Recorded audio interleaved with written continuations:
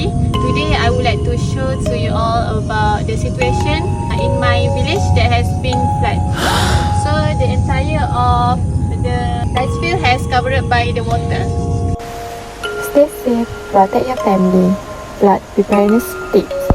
Before a flood, first you need to make early preparation. Check if your residence is located in a flood-prone area and keep important documents such as ID cards, birth certificates and property deeds in waterproof bag. Second, stay updated on weather information. Stay alert to weather warning through news, social media or apps like My Cuaca. Third, you need to make household preparation. Clean drains and water outlets around your house. During a flood, first you need to ensure safety. Avoid walking or driving through flooded areas. The water level might be deeper or stronger than it appears. Second, communication and assistance. Use your phone to notify rescue or family members of your location, and if you trapped, use brightly colored cloth or object to signal for them.